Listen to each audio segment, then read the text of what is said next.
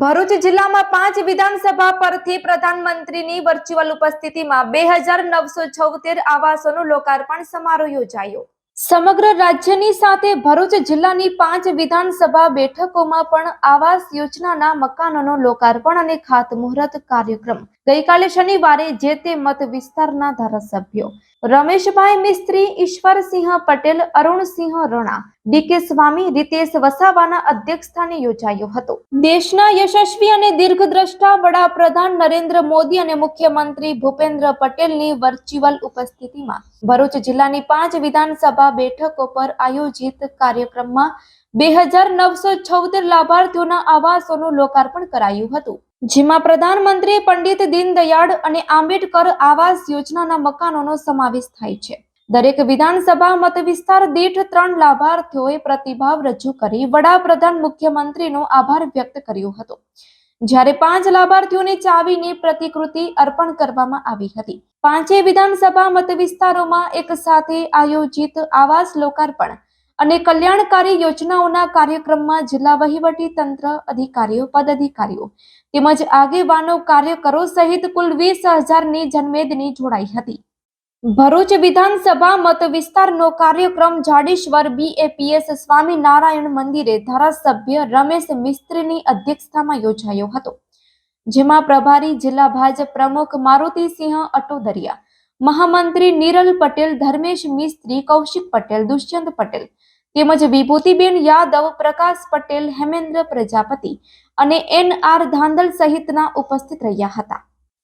ધારાસભ્ય રમેશ મિસ્ત્રીએ સમગ્ર ગુજરાતમાં 2993 કરોડના ખર્ચે 1,31,454 પ્રધાનમંત્રી આવાસોનો લોકાર્પણ ખાતમુહૂર્તનો કાર્યક્રમ 182 વિધાનસભા બેઠકો પર યોજાયો હોય, જેને અભૂતપૂર્વ ક્ષણ ગણાવી હતી। પ્રધાનમંત્રી નરેન્દ્ર મોદીને 10 લાખથી વધુ લોકોએ વર્ચ્યુઅલ સાંભળી ભારત સરકારની 17 જેટલી યોજનાઓનો લાભ પ્રત્યક્ષ પરિવારો સુધી પહોંચાડવાની ઘડીને ગૌરવપૂર્ણ ગણાવી હતી। જિલ્લા ભાજપ પ્રમુખ મારુતિસિંહ અટોદરિયાએ 5 વિધાનસભાની ટીમને આ અભૂતપૂર્વ કલ્યાણકારી કાર્યક્રમની સફળતા બદલ અભિનંદન આપ્યા હતા। અંકલેશ્વર વિધાનસભા મત વિસ્તારનું આવાસ લોકાર્પણ કાર્યક્રમ ધારાસભ્ય ઈશ્વરસિંહ પટેલની અધ્યક્ષતામાં સજોદ ગામે વિશાળ મેદની વચ્ચે સંપન્ન થયો હતો। ધારાસભ્ય મોદી સરકારના શાસનમાં આજે ગરીબોના ઘરનું સ્વપ્ન સાકાર થઈ રહ્યું હોવાનું કહી 62% મકાનો ગુજરાતમાં મહિલાઓના નામે હોય, જેને આનંદની વાત ગણાવી હતી। કાર્યક્રમમાં મામલતદાર, અન્ય અધિકારીઓ, પાલિકા પ્રમુખ લલિતાબેન રાજપુરોહિત, વિનોદ પટેલ સહિત 5000થી વધુની મેદની જોડાઈ હતી। વાગરા વિધાનસભા મત વિસ્તારનો આવાસ લોકાર્પણ કાર્યક્રમ ભરૂચની રાજપૂત છાત્રાલય ખાતે ધારાસભ્ય અરુણસિંહ રણાના અધ્યક્ષસ્થાને યોજાયો હતો, જેમાં જિલ્લા કલેક્ટર તુષાર સુમેરા, નૈતિક પટેલ, ફતેસંગ ગોહિલ, અધિકારીઓ, પદાધિકારીઓ, આગેવાનો સહિત વિરાટ મેદની હાજર રહી હતી। વાગરા ધારાસભ્યએ તેમના મત વિસ્તારમાં આજે 500 પરિવારોને આવાસ અર્પણ થઈ રહ્યા હોય વડાપ્રધાન અને મુખ્યમંત્રીનો આનંદ સાથે આભાર વ્યક્ત કર્યો હતો। સાથે જ અરુણસિંહ રણાએ વિકસિત ભારતના સંકલ્પને વડાપ્રધાન સાકાર કરવા આગળ વધી રહ્યા હોવાનું ગૌરવ પણ વ્યક્ત કર્યું હતું। ઝઘડિયા વિધાનસભાનો આવાસ કાર્યક્રમ જેસપોર ગામે ધારાસભ્ય રીતેશ વસાવાના અધ્યક્ષસ્થાને યોજાયો હતો, જેમાં પણ 500થી વધુ પરિવારોને આવાસો અર્પણ કરાયા હતા। જેમાં ધારાસભ્યએ આદિવાસી મત વિસ્તારમાં વડાપ્રધાને આપેલી અનેક કલ્યાણકારી અને વિકાસની યોજનાઓ બદલ તેઓનો આભાર વ્યક્ત કર્યો હતો।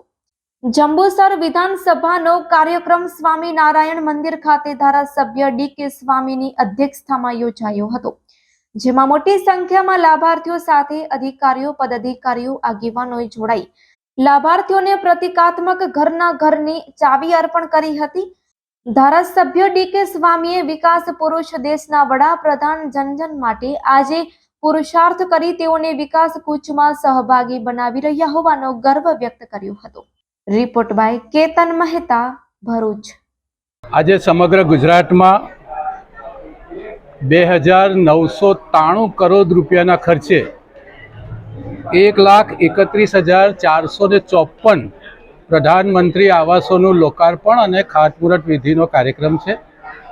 182 વિધાનસભામાં પ્રત્યેક વિધાનસભામાં ઓછામાં ઓછા 5,000 કે તેથી વધારે લાભાર્થી ભાઈઓ બહેનો એક સાથે સંમેલનમાં પ્રધાનમંત્રી નરેન્દ્રભાઈ મોદી દિલ્હીથી વર્ચ્યુઅલ સંબોધન કરવાના છે.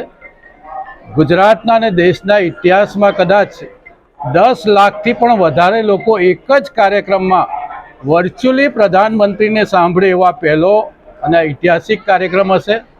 ભારત સરકારની વિવિધ કલ્યાણકારી યોજનાઓના તમામ લાભાર્થી ભાઈઓ બહેનો પણ આજના ભરૂચ વિધાનસભાના કાર્યક્રમમાં ઉપસ્થિત છે.